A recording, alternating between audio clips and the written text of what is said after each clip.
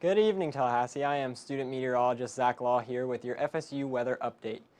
Right now we're seeing 96 degrees out there, mostly cloudy conditions and winds coming out of the north at 13 miles per hour. And the radar is showing pretty quiet out there, not much going on, a little bit of ground clutter here on the radar, and then we see some clouds trying to move in over towards our west a little. But it's been a pretty quiet day here in Tallahassee overall. Looking at the big picture, we have this low pressure system sitting over Jacksonville, and we have a high pressure system sort of dominating the southeast over here around the Tennessee and North Carolina area as well there.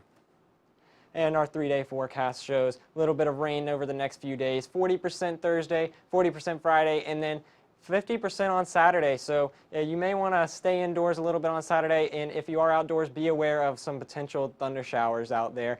We're going to be seeing highs around 94, 92, and 91 for each day. I'm going to now pass things off to Michael. Yeah, thanks, Zach. And it's been pretty dry across a lot of not only Tallahassee, but in the southeast in general. And the reason why we've had all these dry conditions is because of high pressure sticking around our area. You'll see sticking around the northern Gulf, but a lot of us are well into the 90s if you're along the Gulf Coast, or close to 90. You're in the upper 80s, 87 in Montgomery, 89 in Jacksonville. A hotspot, Tallahassee, at 96 degrees. And the dew points, you can notice how it's a little bit drier out towards Atlanta, Tallahassee, Charleston, Charlotte. While as you go off towards the west, that's where you have the higher dew points. And there's a reason for that. You have northerly winds in the eastern side of the southeast. They have southerly winds on the western side of the southeast. And it's all because of where high pressure is located. So with your muggy meter, it feels pretty uncomfortable out towards the western sections, but out toward the eastern sections, a little less humid. Not too bad for this time of year, honestly. But you notice on our satellite and radar once again, and also on our wind speeds, we have high pressure situated just off the Mobile and the Alabama coastline, basically in the northern Gulf. So you have northerly winds in Tallahassee, but you have southerly winds in New Orleans and Shreveport. So there's that high pressure once again, that northerly winds giving you that dry air, not allowing much support and instability for the showers and thunderstorms. But that will change as we go into the weekend because this weak low pressure will slowly drift off towards the west. The winds will become easterly and then southerly, and that will give the moisture for those very scattered chances of showers and thunderstorms. So for the next 24 hours, you'll notice any shower activity that is there dies off. And as we go into tomorrow, might get some storms up towards northern Mississippi, Alabama, and Georgia. So for tomorrow, there's your forecast, where basically you get a scattering of those showers and thunderstorms, but most of us should remain dry. And if you do, you'll go into the upper 90s and middle 90s. Now let's send off to Zach with Tallahassee. So Tallahassee's been following that southeast trend, sort of warm for the most part, not a lot of rain, sitting at 96, a warm day today here. We looked like we may have topped out at a high, a few observations of 97, sitting at that 96 mark right there, right now, though, winds out of the north at 13 miles per hour. And our almanac shows that today we saw that 96 for our high, 72 is a low. I mean, not too bad, not too far off that average. Nowhere near setting any records today, sort of just an average summer day for the most part. And looking at our rainfall almanac, one thing we're seeing is we are way below average on our rainfall amounts, about 2.5 inches for the month below. And we are wrapping up June right now, so that's not a good spot to be. And you can see that we are well below our yearly average as well. Saw no rain today. A quarter inch is what we would normally see on a day like today. And looking at our temperatures out there, Sumatra's the hot spot out there, 100 degrees. Seeing 100 triple-digit temperatures right there, 96 here in Tallahassee. A little bit cooler, Thomasville seeing 90, Quincy seeing 90, but nowhere really seeing anything below 90 out there. And our dew points, not too bad, 69 dew point in Tallahassee. Bainbridge, way drier, 64 up there. And as a result, we're seeing these current heat index feels like 102 out there. Sumatra, the actual temperature 100, but they're feeling like 106, 6 degrees warmer than the actual temperature out there.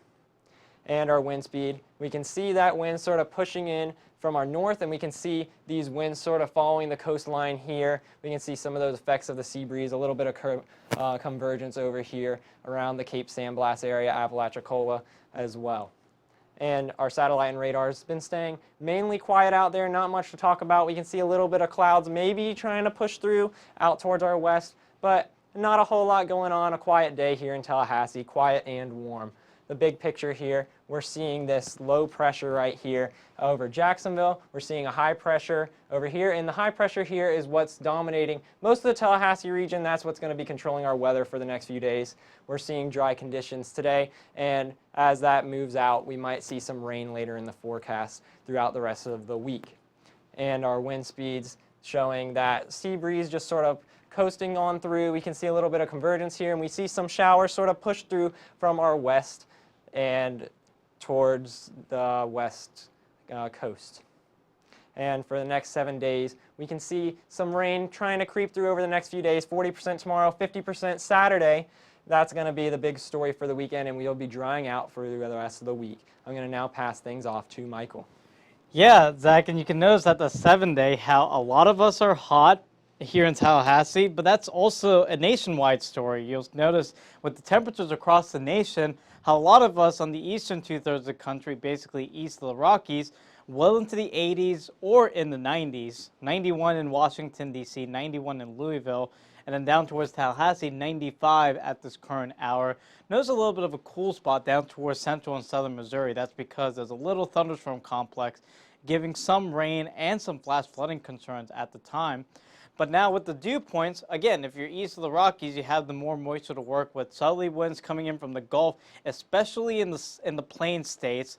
But then out towards the east coast and then in the southeast, have a little bit of a northerly wind, so that's limiting the dew point values into the 60s and just below 70 degrees here in Tallahassee.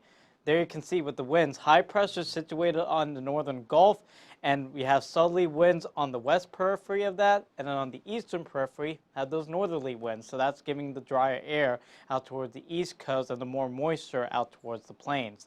Now, satellite and radar does show you that high pressure system off towards the northern Gulf.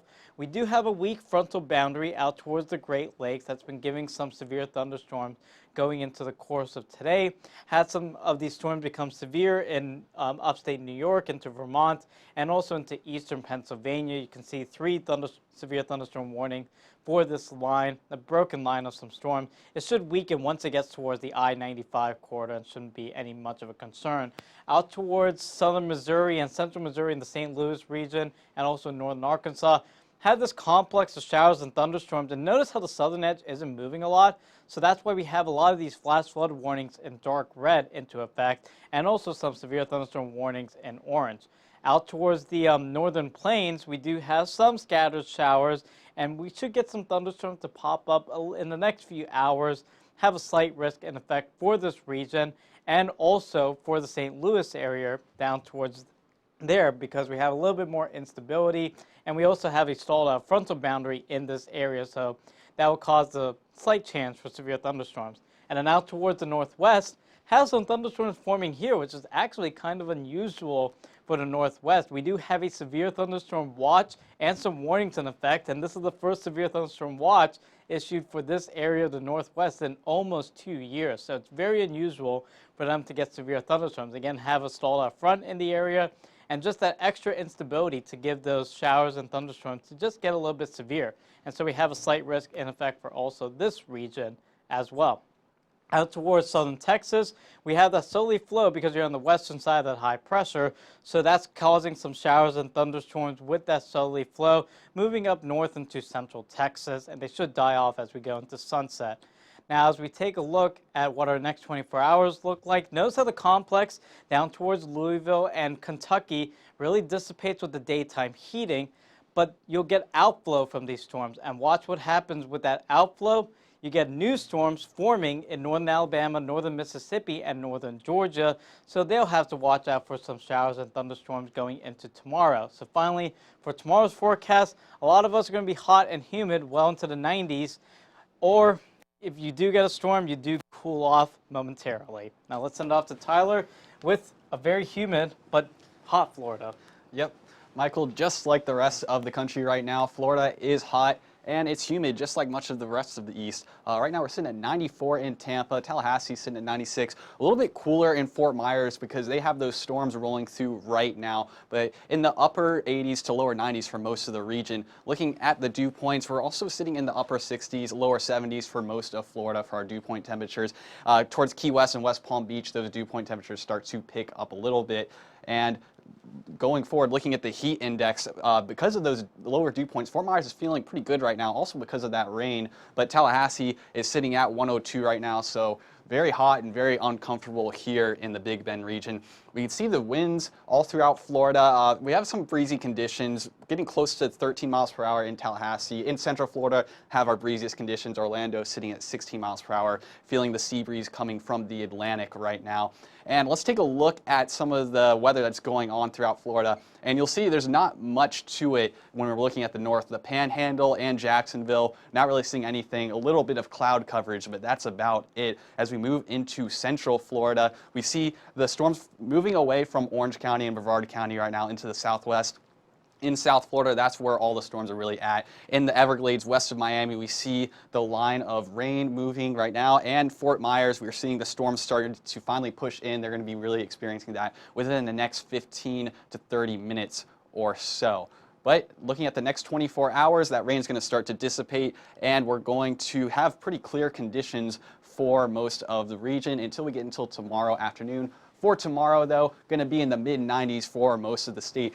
But now Zach's going to tell us about some tips for severe thunderstorms. So it's getting to that time of year where we're seeing the summertime pattern, seeing a lot of thunderstorms out there. So let's take a minute to discuss what makes a severe thunderstorm. So we have a list here, and all it takes is one of these to make it. So if you have hail 1 inch in diameter or greater, wind gusting at least 58 miles per hour, or a tornado produce, any of those three things, if any of them happen, the thunderstorm is defined as severe.